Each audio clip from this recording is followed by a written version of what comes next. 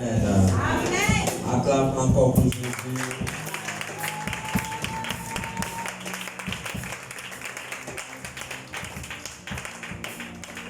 Maintenant que nous sommes debout, prends ta Bible.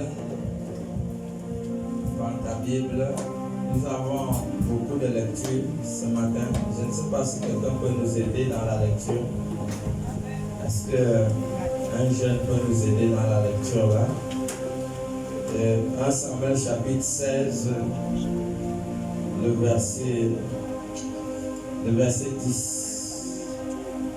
Le verset 10 à 13.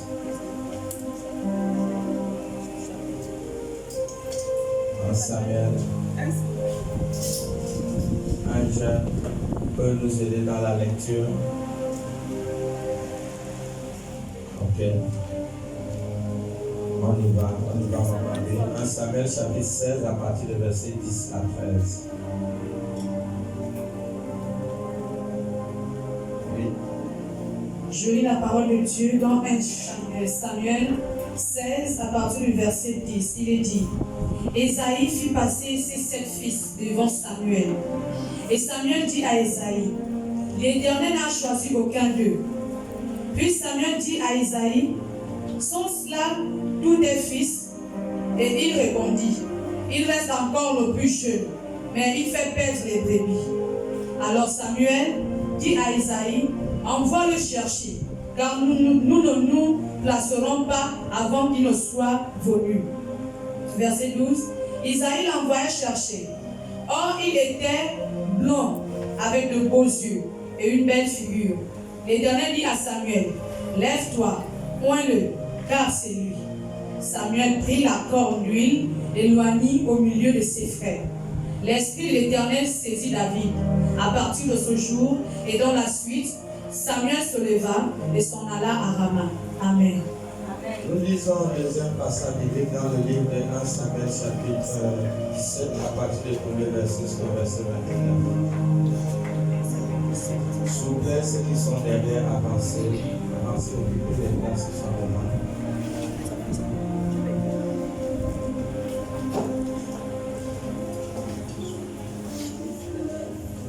Nous lisons un deuxième passage biblique dans le livre de 1 Samuel chapitre 17 à partir du premier verset au verset 29. On y va. Soyons connectés à la lecture un peu vite et rapidement. 1 Samuel 17 à partir du premier verset, il est dit: Les Philistins réunirent leur armée pour faire la guerre, et ils se rassemblèrent à Soko, qui appartient à Juda. Ils campèrent entre Soko et Azeka, à Éphèse, d'Amim, autant pour moi. Saül et les hommes d'Israël se rassemblèrent aussi. Ils campèrent dans la vallée des Térébintes et ils se mirent en ordre de bataille contre les Philistins. Les Philistins étaient vers les montagnes d'un côté et Israël était vers la montagne de l'autre côté. La vallée les sépara.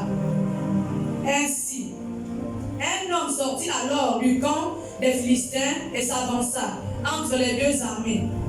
Il se nommait Goliath. Il était de Gad et il avait une taille de 6 coudées et un empan. Sur sa tête était un casque d'airain et il portait une cuirasse à écailles du bois de 5000 cycles d'airain. Il avait aux jambes une armure d'airain et un javelot d'airain entre les épaules. Le bois de sa lancée était comme une ensoupe de tisserand et la lance pesait 600 cycles de fer. Celui qui portait son bouclier marchait devant lui. Le Philistin s'arrêta et s'adressant aux troupes d'Israël rangées en bataille, il leur cria: Pourquoi sortez-vous pour vous ranger en bataille? Ne suis-je pas le Philistin et n'êtes-vous pas des esclaves de Saül? Choisissez un homme qui descend contre moi. S'il peut me battre et qu'il me tue, nous vous serons assujettis. Mais si je l'emporte sur lui et que je le tue, vous nous serez assujettis et vous nous servirez. Le Philistin dit encore: je jette en ce jour un défi à l'armée d'Israël. Donnez-moi un homme et nous nous battrons ensemble. Saül et tout Israël entendirent ces paroles du Philistin. Et ils furent effrayés et saisis d'une grande crainte. Or, David était fils de cet Ephratien de Bethléem de Juda, nommé Isaïe, qui avait 8 fils et qui, du temps de Saül, était vieux, avancé en âge. Les 3 fils aînés d'Israël avaient suivi Saül à la guerre. Le premier-né de ces 3 fils qui étaient partis pour la guerre s'appelait Eliab, le second Abinadab et le troisième Shama.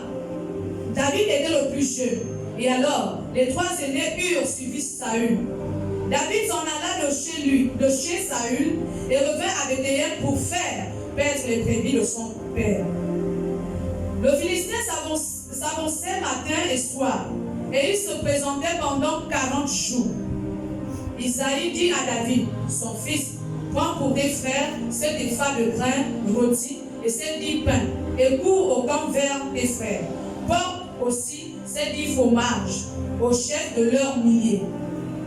Tu feras si tes frères se portent bien, et tu m'en donneras des nouvelles sûres.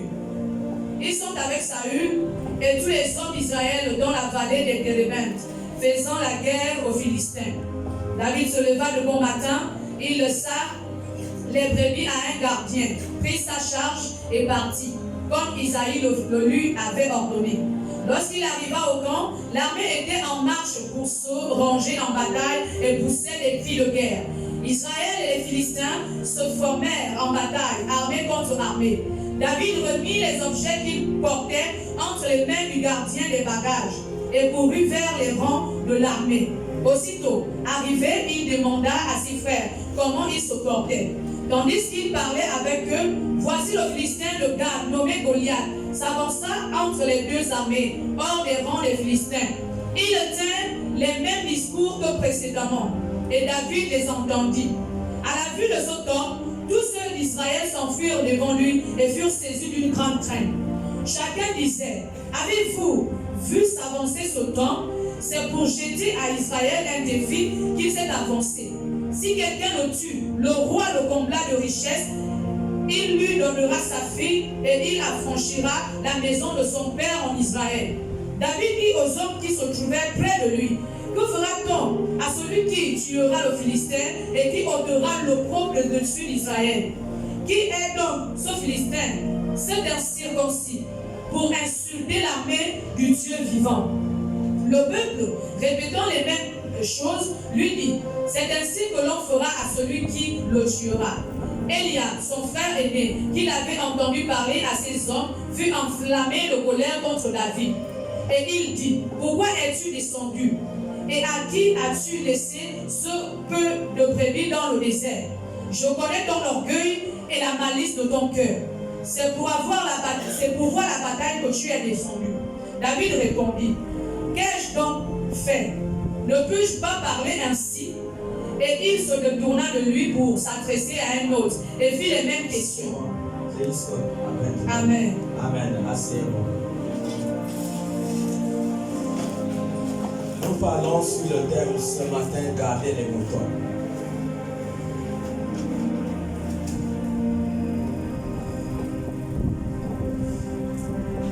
Nous parlons ce matin sur le thème, garder les moutons.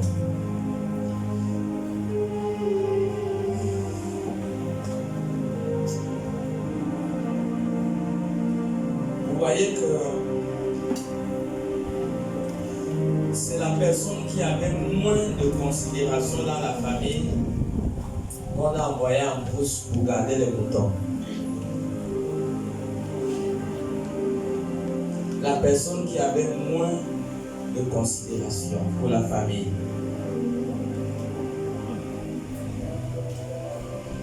Est-ce que nous voyons un peu?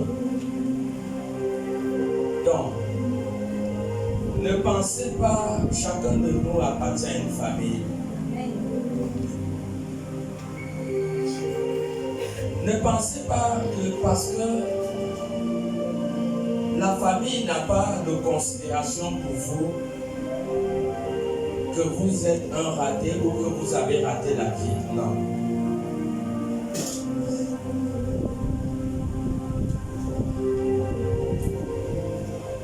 C'est pas ce que les gens disent de vous qui détermine ta vie ou qui détermine ta destinée. C'est ce que Dieu a dit de toi qui détermine ta vie et ta destinée.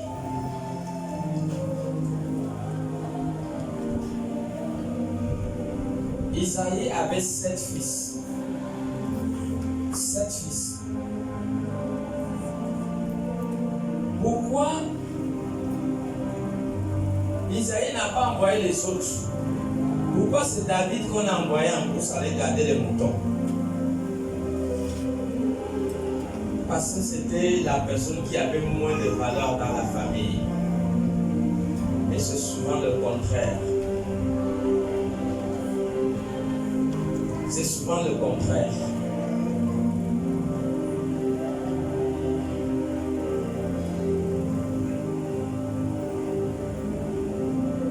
Peu importe ce que tu expérimentes dans ta vie, tu ne dois jamais te décourager. Amen. Parce que Amen. tant qu'il y a la vie, il y a de l'espoir. Alléluia. Ne te décourage pas. Amen. David lui-même ne connaissait pas le plan de Dieu. Mais David ne connaissait pas les plans de Dieu. Mais Dieu connaissait le programme, son programme dans la vie de David. Dieu connaissait la qualité du cœur de David, mais David ne connaissait pas le plan de Dieu dans sa vie. Tu peux être là, tu peux te voir que tu es en train de... Tu es garder les moutons, ça veut dire être on dit ça comme à la case du départ. Être à la case du départ. Donc ne pense pas que c'est fini. Amen.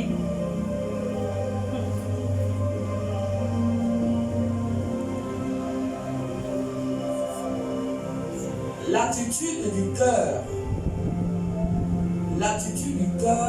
de David avait plu à Dieu. Peu importe la manière que vous êtes méprisé dans la société, ayez, ou je peux encore dire, ayons un bon cœur. Amen. Amen. Ayons un bon cœur. Parce que Dieu a vu la qualité de cœur de David.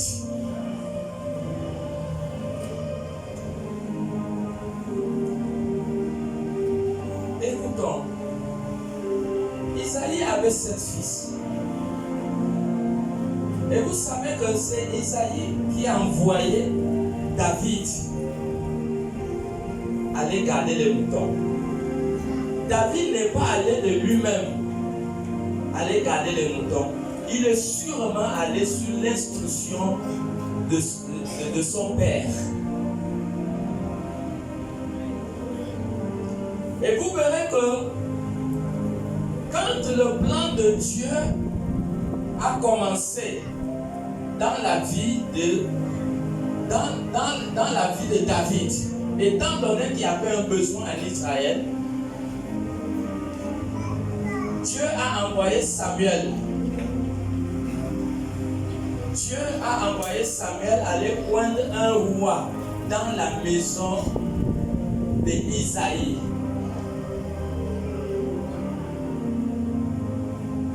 C'est Dieu lui-même qui avait fait le choix dans la maison d'Isaïe. Dieu avait fait le choix, pas selon l'apparence, mais Dieu a fait le choix par rapport à la qualité de ton cœur. Amen. La qualité de ton cœur a un grand rôle à jouer dans ton travail, dans ta société, dans ton église. La qualité de ton cœur a un grand rôle à jouer avec ta destinée. La qualité de ton cœur a des liens avec ta destinée. Et Dieu comprend Et nous devons comprendre à partir de là pourquoi Proverbe 4, le verset 23 dit « Garde ton cœur plus que toute autre chose. » Parce que le ciel va accomplir la destinée de ces enfants en lien avec la qualité de cœur de la personne, des personnes qui sont prédestinées. Le temps de Dieu était arrivé dans cette famille. Et Dieu a envoyé Isaïe pour oindre un roi. La Bible dit que quand Samuel arrive dans la maison d'Isaïe, on appelle tous ses fils. Mais Samuel voit que parmi les fils d'Isaïe qu'on l'a présenté, celui qui devait recevoir l'onction n'était pas là. Celui qui devait recevoir l'onction n'était pas là. Vous voyez, dans un tel grand événement, vous me regardez combien de fois David était méprisé.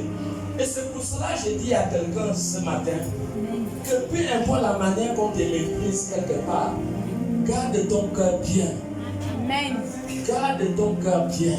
C'est la qualité de ton cœur qui fera que même si les hommes t'ont rejeté, Dieu finira toujours par t'élever. Amen. Dieu finira par t'élever. Amen. Regardez, il y a un grand événement dans la maison d'Isaïe. On doit honorer un roi. Mais ça, c'est une injustice. Ça, c'est une injustice parce que dans la logique, tous les fils d'Isaïe devaient être là ce jour. Mais regardez, donc ça veut dire qu'il privilégie certains enfants et les autres, on ne les considère pas. David devait être là ce jour. Mais pourquoi ils ont fait un grand événement à l'absence de David? Pourquoi? Vous-même regardez. Donc même si quelqu'un t'oublie, mon bien-aimé, même si le patron t'oublie, même si ton dossier est bloqué quelque part, depuis des années tu as le même grade, je vous assure, gardez votre cœur bon. Et votre élévation ne viendra pas des hommes. Votre élévation viendra de Dieu. Amen. Psaume 75, 7 à 8 dit, l'élévation ne vient pas de l'Orient ni de l'Occident, mais l'élévation vient de l'Éternel Dieu. Et voilà pourquoi nous devons avoir de bons cœurs. Parce que l'élévation a des liens avec un bon cœur. Partout où tu es, que tu sois étudiant, que tu sois fonctionnaire, que tu sois homme ou femme de Dieu, si vous avez un bon cœur, Dieu ne vous oubliera pas, même si les hommes vous ont rejeté. Amen. La preuve, est-ce qu'on peut acclamer pour le Seigneur? Voici la preuve. Comment on fait un grand événement? On vient oindre un roi. Vous pensez que Samuel est venu et Isaïe a été averti dans la logique, il devait mettre tous ses enfants. Mais pourquoi on abandonne David? Pourquoi? Malheureusement, le père croyait qu'on devait choisir peut-être l'un de ses enfants qui était beau, qui avait des grands atouts et tout, mais malheureusement, personne n'a été choisi. Amen. On est parti prendre celui qui était en rousse. Je vous assure que peu importe la manière qu'on vous a délaissé, on vous a rejeté. Amen. Le Seigneur va vous enlever. Le Seigneur va vous enlever de la position de part. Le Seigneur vous enlèvera de la position de garder les moutons. Parce que tu n'es pas né pour garder les moutons. Est-ce que quelqu'un là pour dire un grand amen?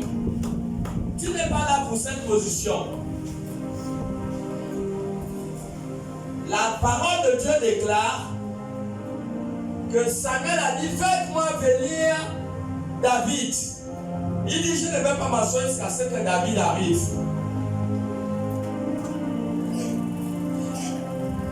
Quand David arrive, si tu es là, dis un grand amen. Quand David il arrive, on lui verse l'onction royale. On lui verse l'onction royale sur la tête. Au milieu de tous ses frères. Et je suis sûr que ce jour, ses frères étaient gonflés. Pourquoi c'est le petit? Pourquoi c'est celui-là qu'on va donner l'onction? Nous qui sommes grands, on est là. On ne nous verse pas cette huile. Il y avait sûrement des conflits et des rivalités ce jour. Amen. Ils étaient énervés. Et je t'annonce ce matin que peu importe la manière que tes ennemis s'énervent contre toi, l'onction royale continuera à couler sous ta tête. Si tu le crois, dis un grand amen ce matin. Je te dis que ce matin, tu ne retourneras pas sans recevoir l'onction royale ce matin. Parce que nous sommes dans l'ordre du lion de la tribu de Judas. Alléluia. Je n'ai pas n'importe qui. Que quelqu'un dit, je ne suis pas n'importe qui. Je suis dans la lignée royale. Qu'il te soit fait selon ta confession ce matin. Et que ta confession soit scellée dans le sang de Jésus. Tu es fait selon l'onction royale. Tu es fait selon l'onction royale. Et les choses les choses qui ne sont pas ta portion. Au nom de Jésus. Au nom de Jésus.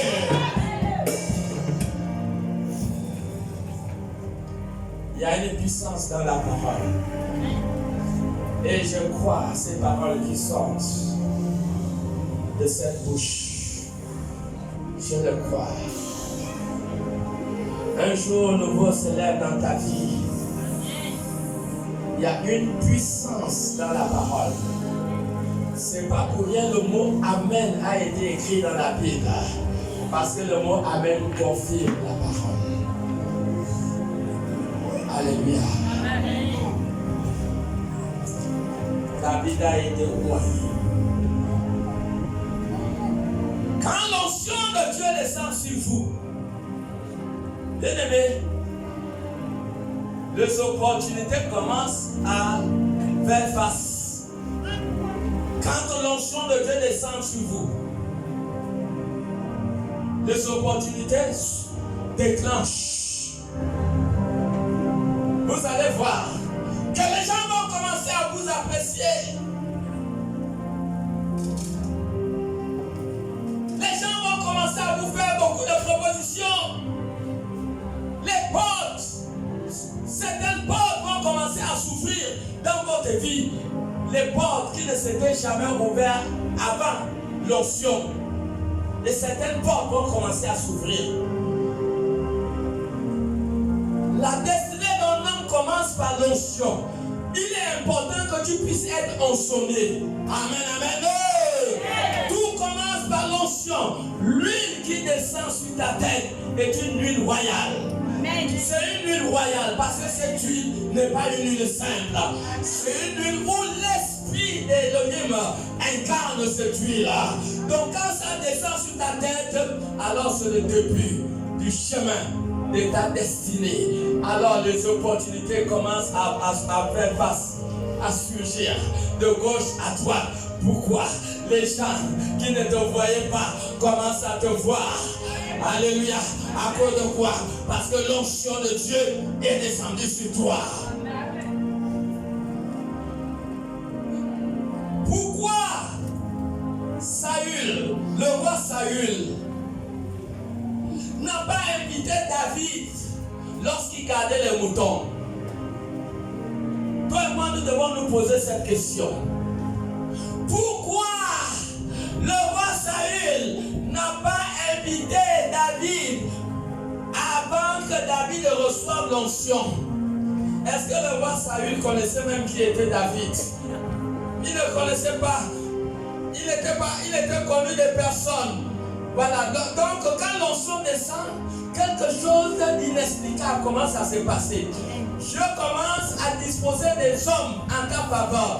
Dieu dispose des portes du travail. Dieu... Attention, quand l'onction descend sur toi, nous devons beaucoup faire attention. Ce n'est pas toutes les portes qui s'ouvrent qui sont de Dieu. Parce que le diable aussi va ouvrir ses portes. Amen. Le diable sait que vous avez déjà reçu l'onction royale. Et le diable fera tout et tout pour stopper votre avancée. Et c'est pour cela que les opportunités qui vont se présenter, toutes ces opportunités ne seront pas de Dieu. Alléluia. Amen. Quand l'onction royale descend sur vous, bien-aimés, même le copain qui t'avait déjà abandonné depuis, il t'appelle. Tu dis ça, c'est quel appel ça?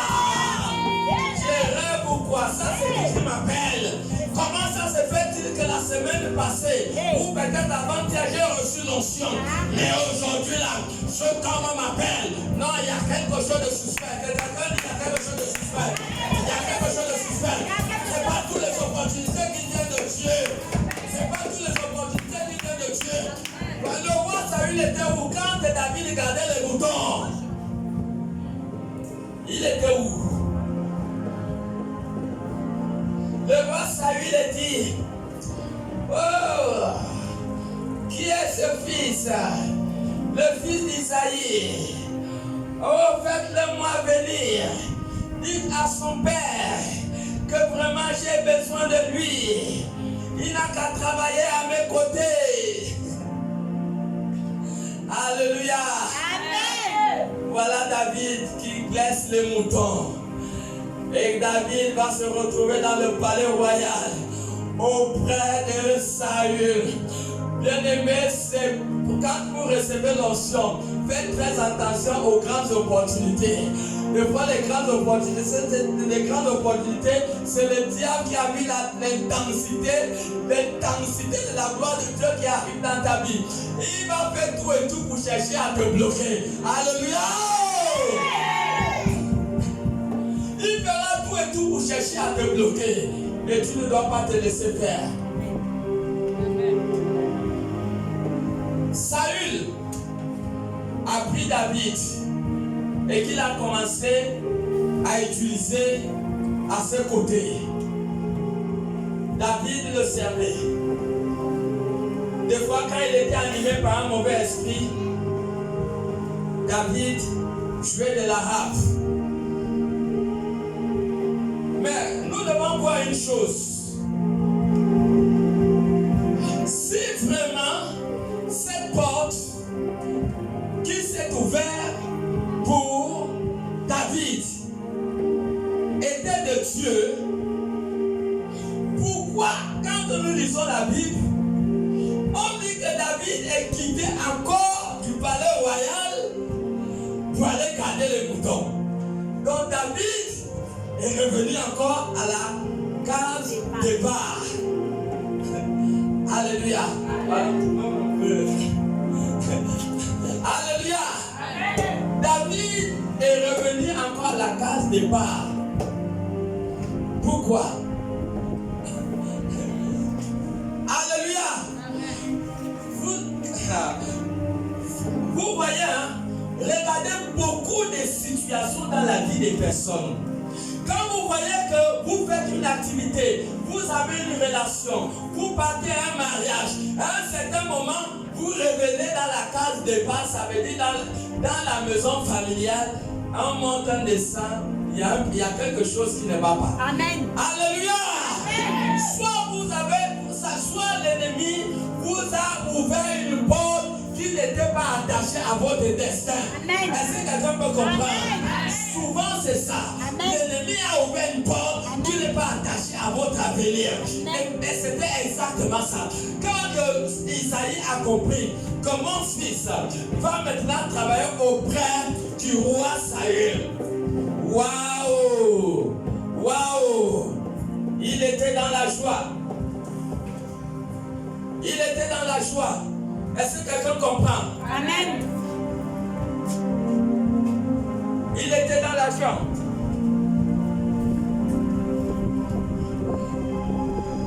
Isaïe était dans la joie. Faites très attention quand vous êtes appelé par Dieu. Pendant que je préparais ce message et j'étais en train de recevoir, Et je ne suis pas en train d'abuser sur le chiffre. Je vous assure, je peux me tromper, mais 90% des serviteurs, des élus, des personnes qui ont été appelées, il y a des portes que pas Dieu qui a ouvert dans leur vie, mais l'ennemi qui a ouvert dans leur vie. Eux, pour beaucoup de ces personnes, ils se sont dit que c'est Dieu qui a ouvert une porte. Mais derrière cette opportunité, le diable a vu l'intensité de leur appel.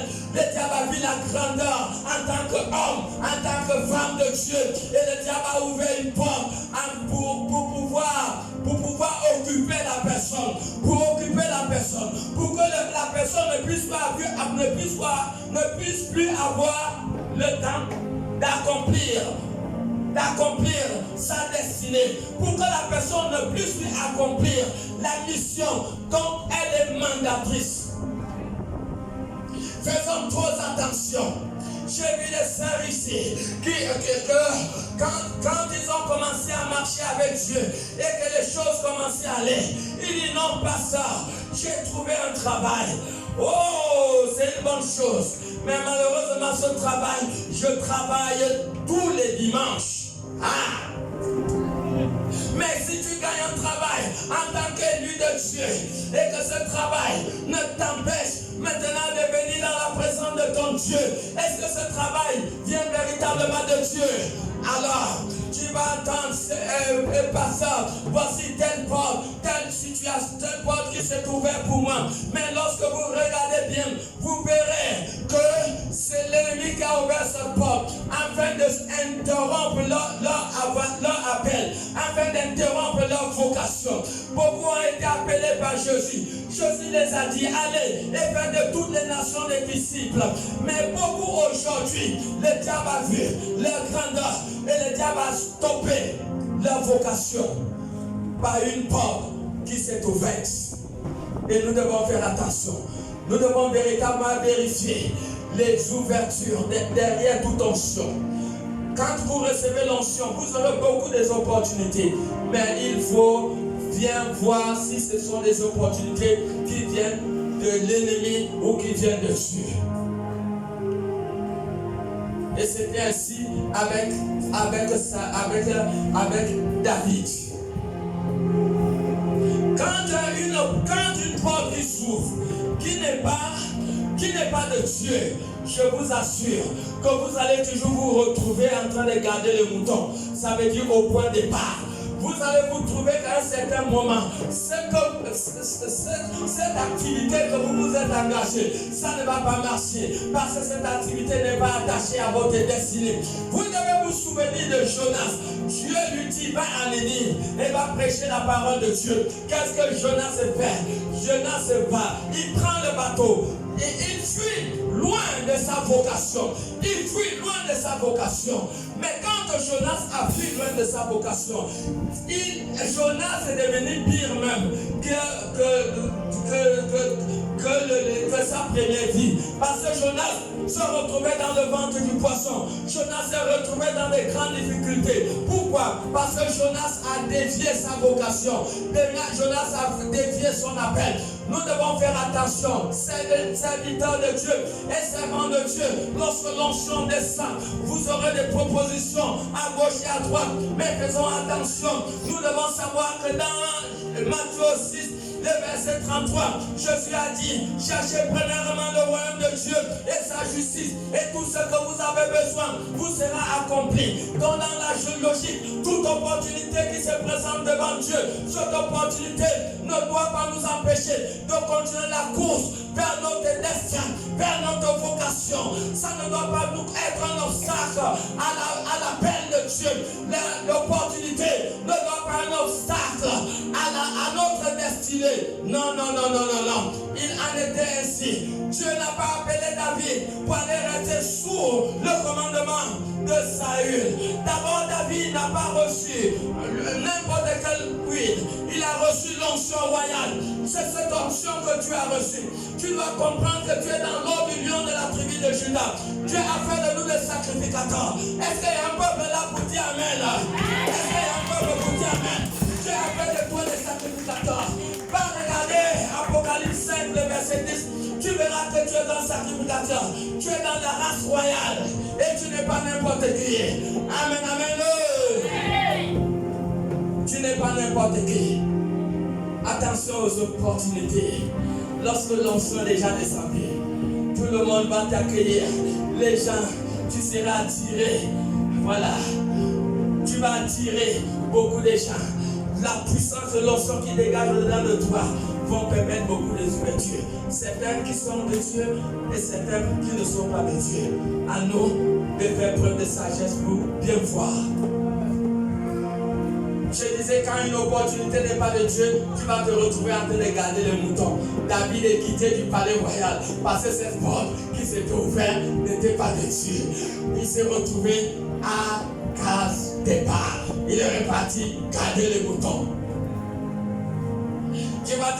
À chaque moment, tu pries depuis des années. Tu as fait un commerce. Tu te retrouves toujours non. Il y a des béninoises qui ont commencé à vendre de l'eau, des sachets, de 25. Ils sont devenus millionnaires. Mais si tu ne peux pas commencer une activité 10 ans, 5 ans, il n'y a pas de progression. Non. Ça veut dire qu'il y a un problème. Il y a un problème. Alléluia. Un problème. La Bible dit que lorsque tu reçois l'onction royale, tout ce que tu dois faire est ordonné à fonctionner. Dans l'onction que David a reçue, la Bible dit que l'Esprit de l'Éternel est descendu sur lui. Quand l'Esprit de l'Éternel descend sur toi, tu deviens une autre personne. Une autre personne. Et si tu entres dans une activité qui t'amène à la case départ, tu dois comprendre que cette activité, ce chemin que j'ai pris n'est pas sûrement de Dieu. Parce que quand tu marches avec Dieu, tu dois marcher comment? De gloire en gloire. Tu dois marcher comment? De gloire en gloire. Tu ne dois pas faire que tu quittes du palais, tu retournes encore garder les moutons.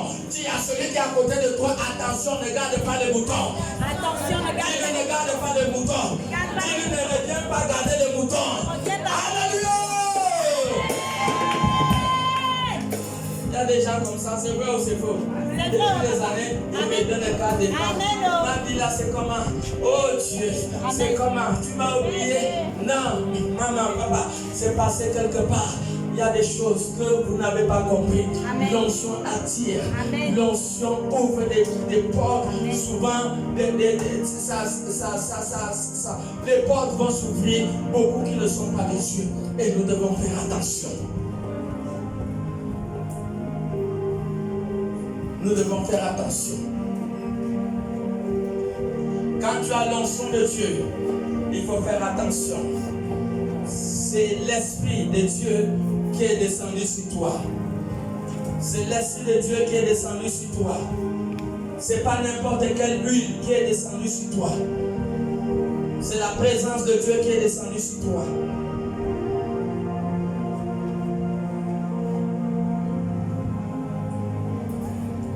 Nous devons faire attention.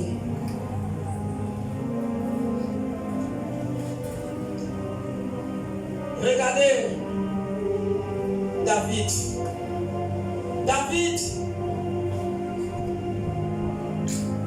Pour que sa destinée puisse s'accomplir, pour que la destinée de David puisse s'accomplir, il devait recevoir l'onction. Comme toi et moi, nous avons reçu l'onction. 2. Il doit recevoir des instructions venant du Père. Votre destinée a des liens avec les instructions venant du Père. Votre destinée a des instructions venant du Père.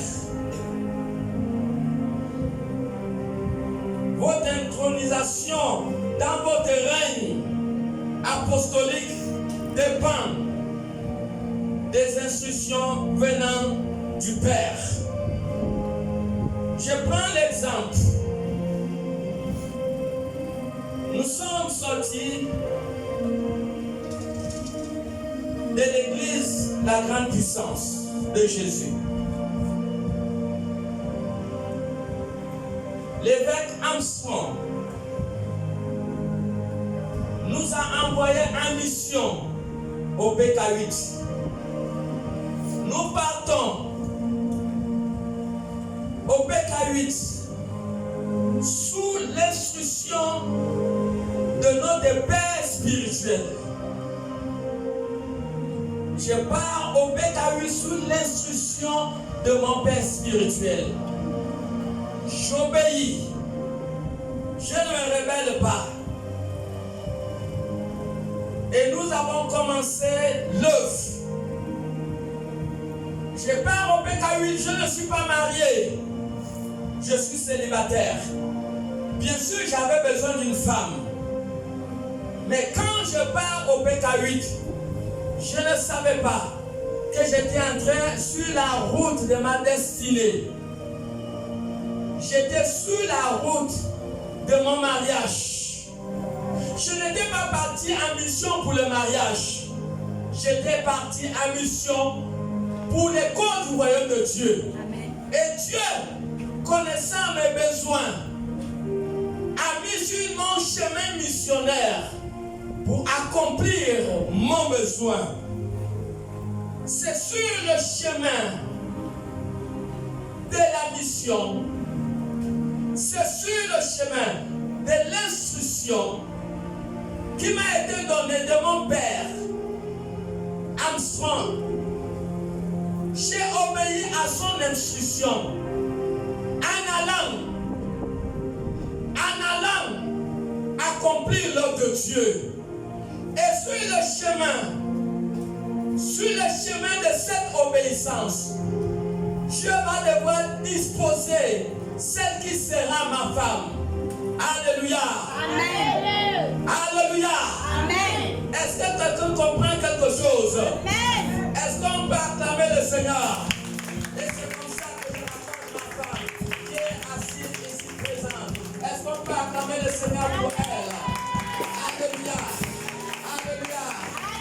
Oh là là, Dieu a mis sur mon chemin une belle femme. Alléluia. Alléluia.